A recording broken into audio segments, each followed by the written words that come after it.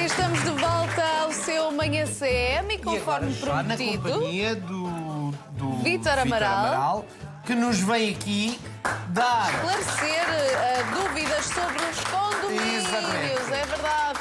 Às vezes dá uma dor de cabeça, ficamos aqui sem saber, mas afinal sou eu que tenho razão, é o condomínio, quem é que é responsável? É o meu vizinho. Mas bom, estamos aqui para o ajudar, o Vítor, para responder a todas estas questões que às vezes parecem verdadeiros puzzles, hein? Quebra-cabeças. E mais, não se esqueça que deve abusar do nosso número de telefone. Exatamente. Para enviar as suas dúvidas quanto àquilo que se passa no seu condomínio, porque temos justamente o Vítor Amaral aqui para esclarecer como é que deve proceder e quem é que tem razão. Então vou dizer o número, é o Eu acho que 962-09308. Vamos dizer em conjunto. Em conjunto. 1, 2, 3. 962-019-308. Assim Isso é que é. Grande coro aqui de Grande coro. ajuda do nosso povo. É verdade. E já temos aqui uma questão. Então. Temos aqui uma questão, não sei Lê. se está preparado para isto. Então vou passar a ler. Tenho uma escritura marcada para o próximo dia 2 de outubro. A administradora do condomínio quer que eu pague a cota do mês de outubro. A meu ver, esse valor deve ser pago pelo novo proprietário, mas informo que no estatuto do condomínio foi aprovado que as cotas são pagas até ao dia 10 de cada mês. Agradecia esclarecimentos sobre o assunto. Como é que É simples, porque se é como a senhora diz, que o estatuto, o regulamento do condomínio ou a Assembleia aprovou que o pagamento das cotas é até ao dia 10, a escritura sendo no dia 2 não há ainda vencimento daquela prestação do condomínio. O que significa que aquela prestação não estando vencida, já é transmitida essa prestação para o novo proprietário. Portanto, o novo proprietário entra e passado 8 dias já tem que pagar a cota desse Mas mês. isso não é injusto. Então ainda não esteve lá Não. 8 dias e tem já que pagar. Mas espera aí, que tenho aqui umas dúvidas também. Isto é, no caso, como que se apresenta, ser a cota mensal. Mensal. Mas imaginemos que é uma cota semestral, ou uma cota anual, Olha, ou uma cota por trimestral. exemplo. Se é uma cota, seja ela mensal, anual ou trimestral, e a escritura é sempre feita antes da data de vencimento, transmite-se para o novo proprietário.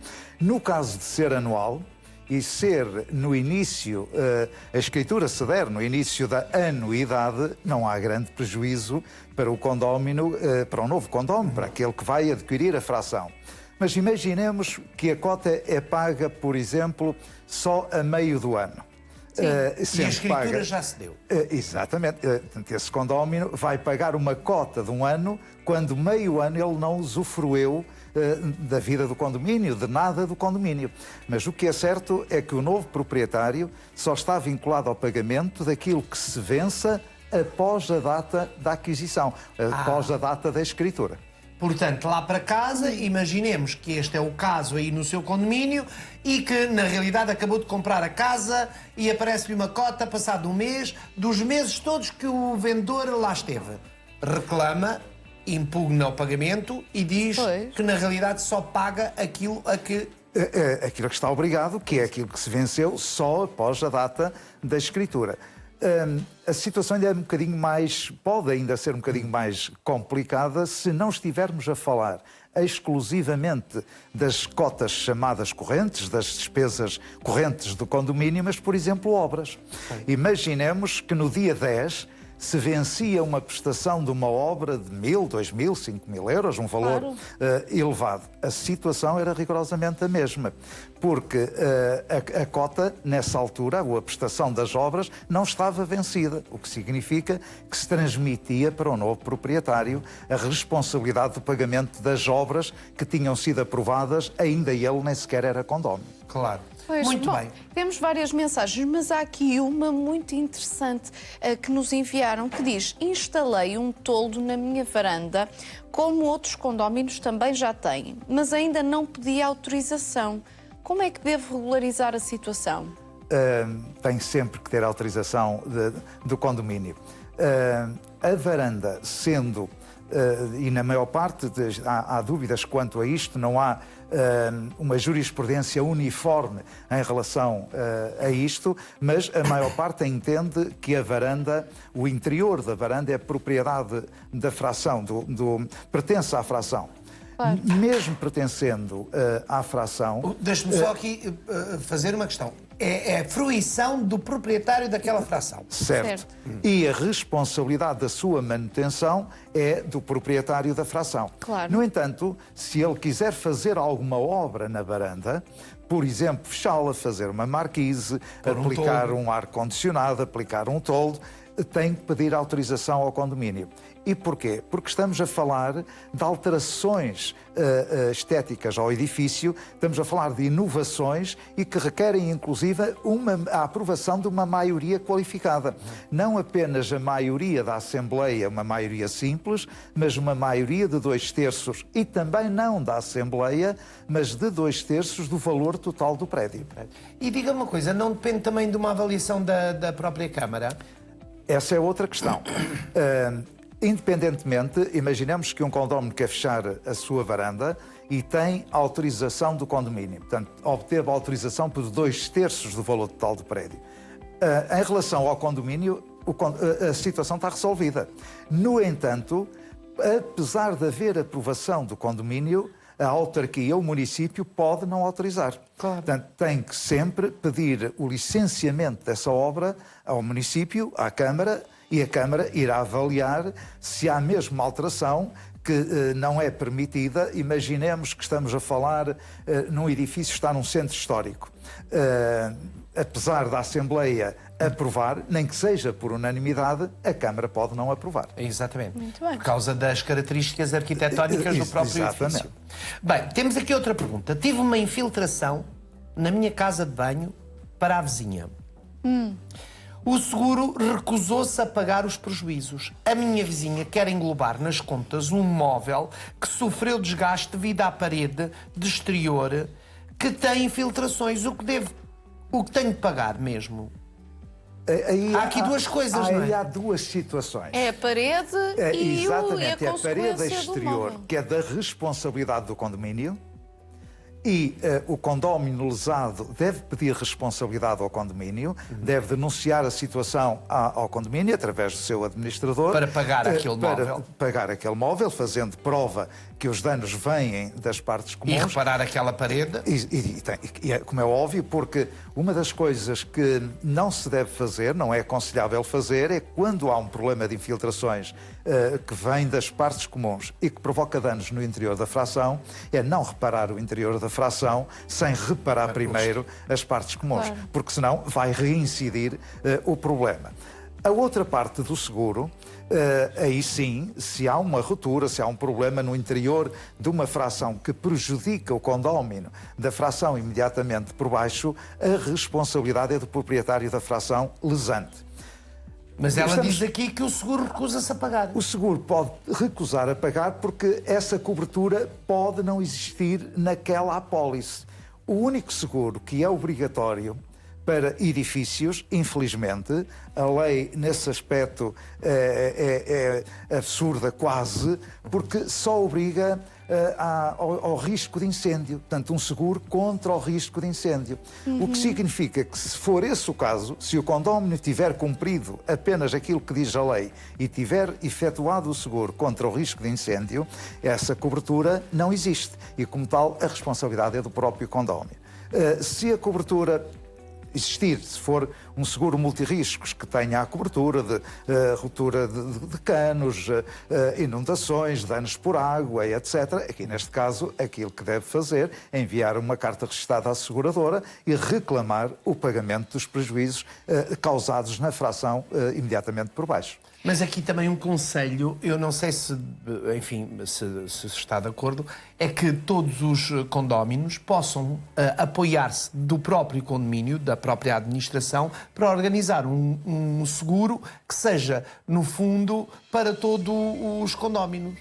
Eu há pouco, quando disse que o seguro obrigatório é apenas contra o risco de incêndio, é o que está na lei. No entanto, o regulamento do condomínio ou a própria Assembleia de Condóminos pode impor um seguro multirriscos. Certo. Se do regulamento do condomínio ou até do título constitutivo da propriedade horizontal, constar a obrigatoriedade do seguro multirriscos, então sobrepõe-se à própria lei e o condómino está obrigado a efetuar o seguro multirriscos.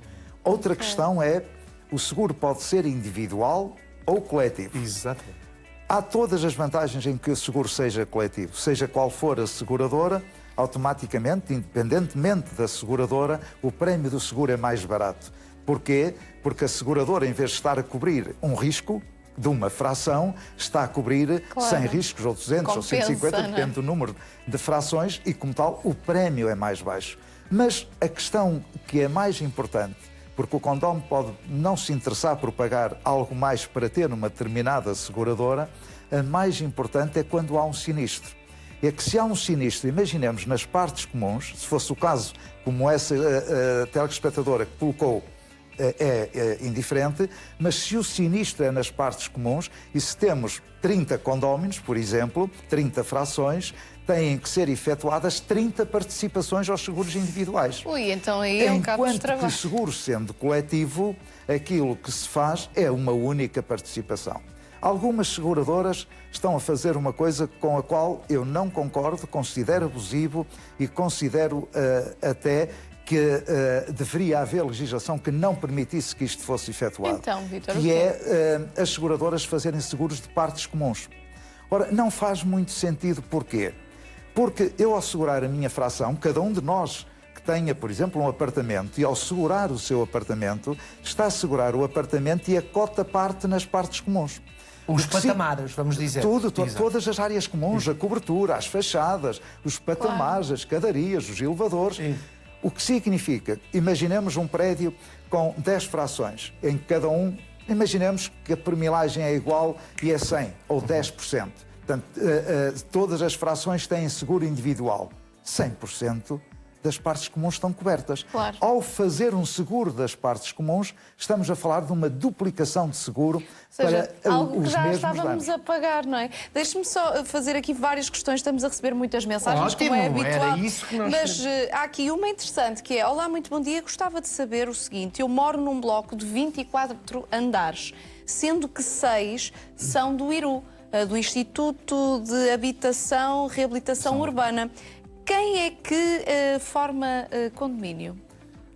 Ou seja, 24 andares, alguns são normais, outros pertencem ao IRU. 6 deles? 6 deles pertencem ao IRU, portanto, há 2... Independentemente do titular das frações, seja proprietário Estado, como é neste caso através do IRU, Exato. sejam proprietários privados... E independente da quantidade de apartamentos ou de frações que o titular tem. Independentemente, existe condomínio logo de imediato.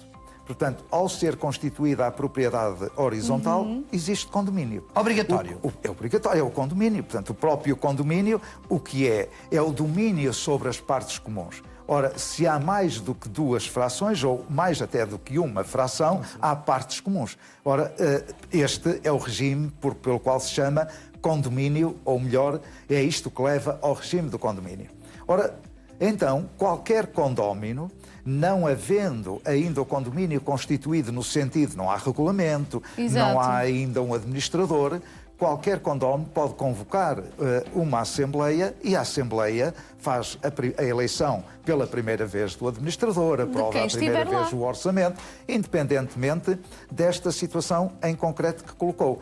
Neste caso, se não for o IRU, que deveria ter sido, já o deveria ter feito, a tomar o próprio IRU a iniciativa de promover a eleição do administrador e a aprovação de um orçamento. E de um regulamento. Não, até porque é necessário pagar despesas e quem é que vai? O IRU não irá pagar de certeza as despesas de todo o edifício. Se pagasse os outros condóminos, nem se importariam. Mas como não vai pagar e a distribuição vai ter que passar por todos os condóminos, o IRU já deveria ter tomado a iniciativa de convocar a Assembleia, se é que não o fez. No entanto, se não o fez, os outros condóminos podem fazê-lo. Podem fazer. Portanto, E como é que podem fazê-lo? É importante saber como é que podem fazê-lo. Vou lá e digo, olha, amanhã tenho uma Assembleia. Não, tem que ser convocada por carta registada. Sempre que é a primeira Assembleia, não pode ser por correio eletrónico, tem que ser por carta registada, não é necessário aviso de recepção e sempre com 10 dias de antecedência. Pronto. Depois coloca-se uma questão a esses condóminos, que é: e como é que eu sei quem são os proprietários? Do IRU é fácil. Sabe-se quais são as frações do IRU, é notificar o IRU, convocar o IRU para a Assembleia. Os outros condóminos é necessário ir à Conservatória do Registro Predial e pedir uma nota informativa, que é muito mais barata que estar a pedir uma certidão, para o efeito que basta uma nota informativa, que custa, salvo erro, €1, e já tem a identificação de todos os condóminos para poder Para convocar. enviar. Olha, toma iniciativa. Há aqui um interessante. Este eu até gosto de saber. Bom dia, posso transformar os meus lugares de garagem numa box? Ou seja, eu tenho 2 lugares de garagem. Posso fechá-los? É uma questão muito interessante e muito corrente. E ainda por cima até por Está-me a dar causa da ideias. questão da mobilidade elétrica, do carregamento de viaturas elétricas. Muitas vezes prefere-se fechar para depois ter lá uma tomada elétrica para fazer o carregamento. Isto é uma inovação. E como vimos já há pouco, falando da questão da marquise, para as inovações é necessário haver a aprovação de 2/3 do valor total do prédio. Portanto, sendo aprovado por 2/3 do valor total do prédio, isto é possível. Mas há um senão. Imaginemos que a fração imediatamente ao lado, o lugar de garagem que fica ao lado desse lugar de garagem que quer fechar, não consegue fazer a manobra, porque, infelizmente, a maior parte dos lugares de garagem são muito estreitos, áreas muito limitadas. Ora, a construção dessa box pode prejudicar algum condómino. E prejudicando algum condómino, esse condómino, apesar de estar isolado, apesar de estar sozinho, pode impedir que a box seja construída, mesmo tendo a aprovação de 2/3 do valor total do prédio. E eu tenho um carro elétrico e estou justamente dentro de um prédio que tem um estacionamento, como acabámos de dizer, sem ser fechado, e quero instalar ali uma tomada para carregar o meu carro. Posso fazê-lo? Essa é uma situação ainda mais problemática porque tem dado aso a alguns aborrecimentos no condomínio. Porquê? Porque os edifícios com mais de 10, 15 anos não estão preparados para ter uma sobrecarga elétrica. Eles foram dimensionados na estrutura elétrica apenas para os equipamentos que têm. O que significa que se eu instalar uma tomada para carregar o meu carro elétrico, não vai haver grande prejuízo. Portanto, a instalação aguentará. Mas eu tenho o mesmo direito que os outros condóminos e os outros condóminos têm o mesmo direito que eu tenho. E se todos instalarem? A instalação elétrica não está preparada para isso. Então, aquilo que o condómino tem que fazer, que queira colocar, tem que comunicar com 30 dias de antecedência à administração do condomínio, para que a administração do condomínio possa averiguar, primeiro para ver até se já não existe postos de carregamento, wallboxes dentro do próprio condomínio, mas para averiguar se há mais condóminos que pretendam fazer a instalação, para se fazer aquilo que era o aconselhável, uma instalação coletiva e então fazer-se a reestruturação da estrutura elétrica do edifício. Muito bem. Temos aqui outra mensagem. A empresa que gera o condomínio da minha fração cobrou-me 146,60 € por uma declaração de não dívida com assinatura reconhecida da administradora e ainda não me enviou a fatura recibo. Este valor pode ser cobrado sem nenhuma explicação anterior? É também uma boa questão, aliás, são todas boas questões, porque são questões do dia-a-dia em todos os condomínios, ou em muitos condomínios. A lei impõe, e bem, há cerca de 3 anos para cá, ou já há quase 4 anos, que o administrador imita, a pedido de qualquer condómino, uma declaração para efeitos de alienação da fração. Aliás, para ser alienada, vamos falar mais correntemente, para ser vendida uma fração, fazer-se uma escritura de compra e venda de uma fração, ou um documento particular autenticado, é necessário esse documento. Ele só não é necessário se o próprio comprador prescindir dele. Mas o comprador corre um risco, é que se prescindir dele, fica responsável por todas as dívidas que o condomínio tenha. Por isso, em princípio, ele não vai prescindir, o vendedor vai ter que pedir a declaração ao administrador e o administrador tem a obrigação legal de a emitir no prazo de 10 dias. O vendedor ou o comprador? O administrador o administrador é que tem a obrigação de emitir ao vendedor a declaração no prazo de 10 dias. Nada na lei diz que o administrador pode cobrar, mas também nada diz que não pode cobrar. O que está a acontecer é que alguns notários Não todos, e esta é uma questão que a própria Associação até já colocou ao notariado, e estamos à espera de uma audiência com o bastonário da Ordem dos Notários há muito tempo para esclarecer esta questão, porque não é uniforme em todo o país. Há notários que não exigem essa declaração reconhecida e há notários que a exigem reconhecida. E muito Quando bem. o notário exige a assinatura reconhecida, pode fazer algum sentido, porque pode haver uma falsificação nesse documento, então aquilo que o comprador está obrigado a pagar é o valor desse reconhecimento, do reconhecimento da assinatura. E porventura, porque aqui já é uma questão de gestão da própria administração do condomínio, e porventura a despesa ter que ir reconhecer a assinatura ao notário. Muito obrigado, Vítor. Mas de qualquer forma, permitem-me esta parte, é um valor, na minha modesta opinião, exagerado. Muito bom. Muito obrigado por esse esclarecimento.